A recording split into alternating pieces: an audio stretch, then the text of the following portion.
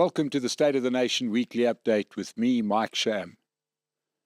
What would you do if you're a political party in power, but you knew you were going to lose power? How would you spend those last couple of years and months knowing that your demise is imminent? You may actually pass a few laws, do a few things that you've kind of been meaning to do, clean out the stables as a parting shot. Well, I got a feeling that's what the ANC have been doing. If you really look at it, they knew from 2021, the local government elections, they polled about 46% nationally.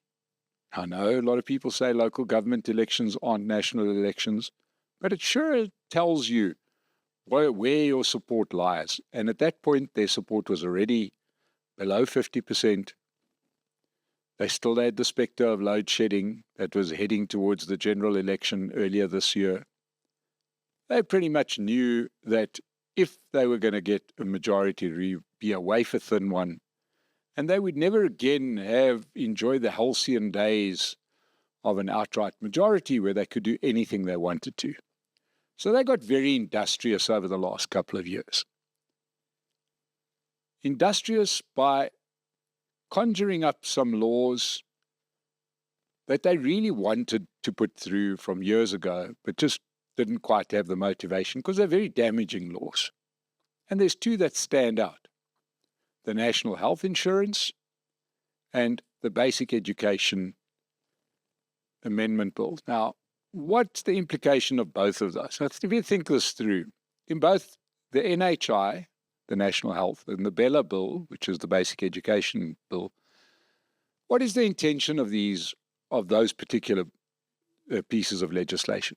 Well, in both cases, what they are doing is they are taking away the autonomy of people with money in the country. So in other words, many people that have lived very nice lives in South Africa send their kids to private schools and have got a nice medical aid, and you went to a private hospital and got world-class health care.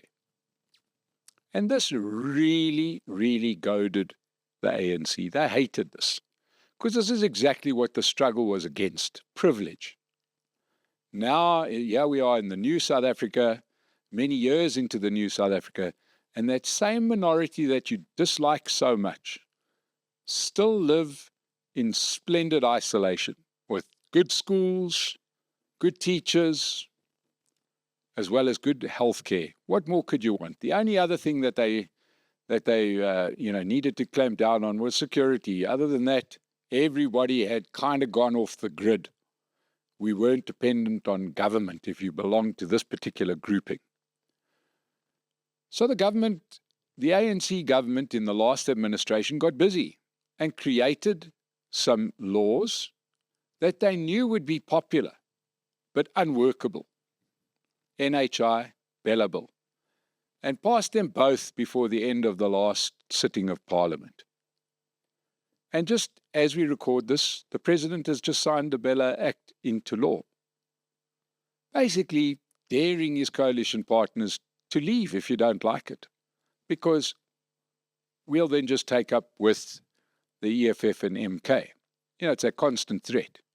But I'm not interested so much in the constant threat. I'm interested in more what has informed those particular pieces of legislation, because they're not really going to help poor people, not at all. If you wanted to fix healthcare for poor people, you'd fix up government hospitals, not give them medical aid. I mean, I understand that the whole intention or the net outcome of the NHI will be to destroy private healthcare. It's not so much the fact that it's going to improve healthcare for the many, it's going to collapse healthcare for the few, and that was the intention. If one looks at this basic education legislation that's just been passed, what is the intention there? There's a few things that talk about education, but the basic thing is to say that the government gets to decide. They get to decide what language you can teach in, what the curriculum will be, and will ultimately lead to the disbanding of the ICB, the independent board for setting curriculums, In other words, all of the reasons that have made private schooling worthwhile and successful will be dismantled. And everybody will have to drink out of the same dirty water that the government won't fix. Because if they were serious about education, they would fix the schooling system.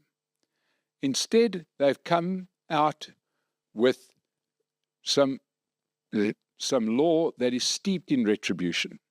This is just to get your own back. Yeah, South Africa introduces some colorful terminology, and many years ago, there was a wonderful term. I don't know why it's not used anymore, but there was a common practice called javelin catching. I really loved this. And the idea was that you had a government position. You then had to, give out a tender. So what you did was you got your family member to start a company that's not really a company, that you give them a multi-billion rand contract. Then you resign and go and become the CEO of that company that's got this massive contract. And the wonderful term for that was javelin catching. You throw it over the fence, then you leave, you go to the other side of the fence and you catch it. And it worked. It was very good. This is javelin catching type of legislation. In other words, this is like saying, if we can't have it, nobody can have it. And we're tired of minorities living nicely while the rest of the country doesn't. And even though they don't live as nicely as you, and it's our fault because we won't fix up the education system or the healthcare system, we're going to create legislation, time bomb legislation, that will bring it to its knees. So both of these pieces of legislation were passed in the last parliament, which meant that, in essence, the president had to sign it. And he's made a big sort of theatrical show about it. Well, I can't do anything about it. It's been passed by Parliament, therefore I've got to sign it. So the theatre carries on. And here we are. Now, with all bad legislation, the day after, there's no difference. This one's going to take a while, in both cases. It's going to take a while. This is going to be a slow motion accident. Because what's going to happen if you're a young doctor? NHI has been passed. You're not yet immigrating, but you're perhaps, browsing on the internet to see what's available. It's only when the government starts implementing that you're going to leave, or when that becomes clear that they will implement. But the law has been passed. It's going to happen. The same thing is going to happen with the Bela bill. Private schooling will cease to be of any value. Why? Because we're going to have to conform to those schools are going to have to conform to the same low standards as government schools. So your child will be dumbed down, won't be able to be globally competitive. How long before you decide there's no future? And I'm not talking about minorities here. This is not a protection of white privilege, because go to private schools. Have a look at the demographics. I don't care where you go to, right? You can go to the most expensive schools in the country. You're going to be very fortunate if you get anywhere near 50-50 split on color. This is no longer a color issue. This is a fight against success. This is a fight against anybody that aspires to better for their children or themselves, better healthcare, better education. These are emotive issues. So this is basically a class war. And the people that don't really get it yet, I feel, very often, is the black middle class, people that have made money. They're going to have to live with it. The moment they feel protected, send your kids to Michael House, you can afford to, that's fine. But in 10 years' time, when Michael House has to teach in isiZulu, has to follow the same curriculum as government schools, maybe you won't be so keen. So this is just the canary in the coal mine.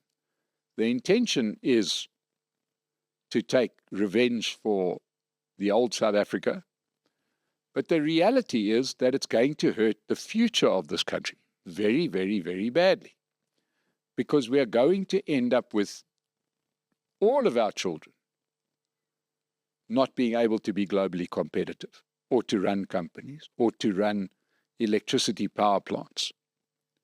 And gradually people will age that do have those skills. Because we're not going to have the people who are 30 and 40 years old now because they will immigrate in 10 years' time, regardless of their color. They will have the skills enough to go to countries that will take them. So in other words, you're going to end up in the same trap that bedevils a country like Zimbabwe. No skills. Venezuela, no skills. Because the people with skills leave the country.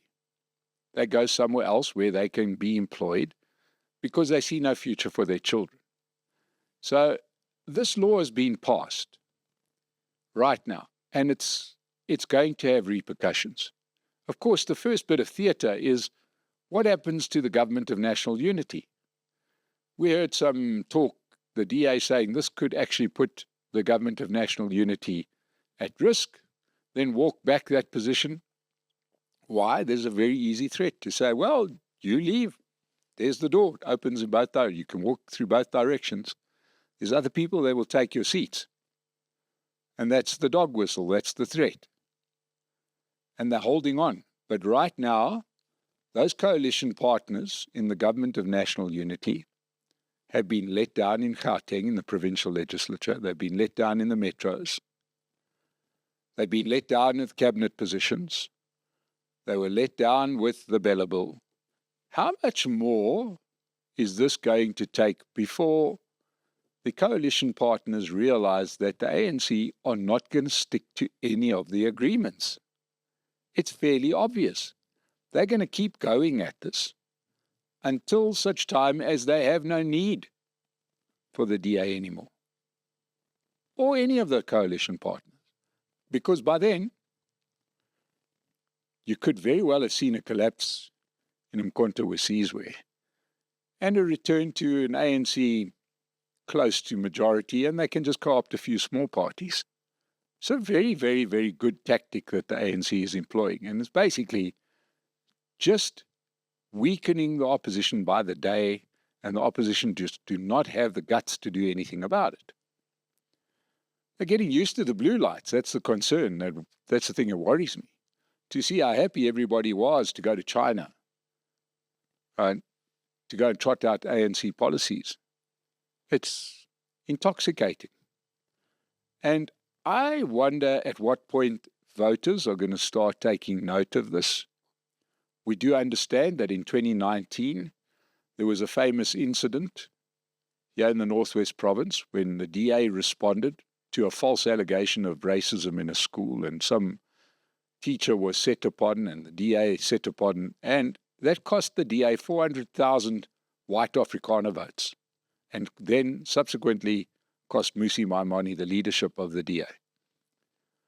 Well, this DA backing off on their threat to make a bigger issue about Bela bill could have far deeper consequences, because what you have now is, under Bela bill, you can say goodbye to Afrikaans tuition. It's gone.